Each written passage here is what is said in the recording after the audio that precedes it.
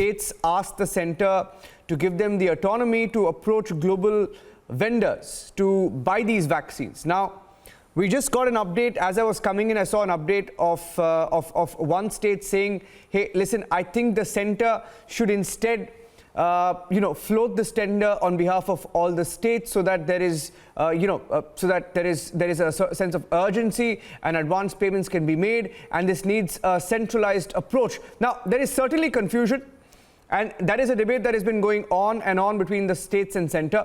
But what's the way forward? You've been you're the former vice chairman at Niti Aayog. What would be an ideal situation, ideal scenario to deal with this particular situation that we find ourselves in? I certainly think that certain bit of centralization is required.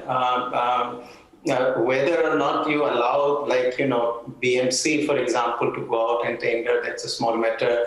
But for the large bulk of supplies, and this is, by the way, the model that the United States followed, and it seems to have worked reasonably fine. The federal government negotiated all the prices with the vaccine manufacturers. They had, of course, also invested quite heavily in de-risking the vaccine manufacturers starting from February 2020. And by March 2021, about in 13 months, they had invested something close to $21 billion. So they negotiated, then they allocated the vaccine supplies here to the various states. They even allocated it to some of the private providers like the Walgreens, where I got my vaccine shot here. And India, by the way, also was exactly following that model until suddenly there was so much attack on the government to decentralize. And so I think the government sort of went ahead and then decentralized it.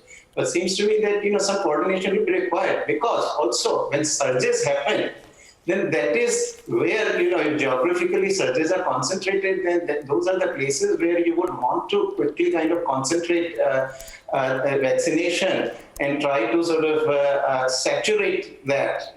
So district one will need this kind of coordination. One needs necessarily this kind of coordination.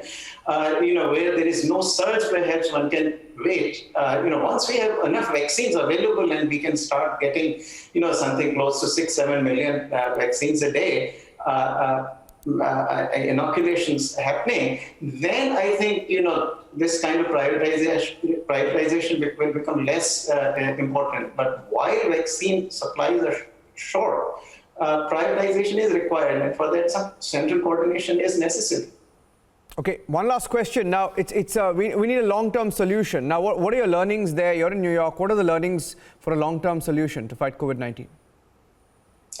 Look, clearly the long-term solution is the vaccine. There is no, there can be no two opinions about that. And in fact, I go a step further that one needs the vaccines not just in specific countries, one needs globally. Because this is truly a global public challenge. And this is exemplified by the fact that even though the United States, United Kingdom, Israel have made considerable progress domestically in vaccination, and yet when the wave happened in India, they had to close their borders to flights from India. So as long, no country is safe until all the other countries are safe also.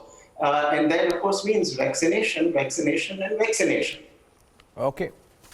Thank you, Mr. Panagariya, for speaking to Republic TV this evening.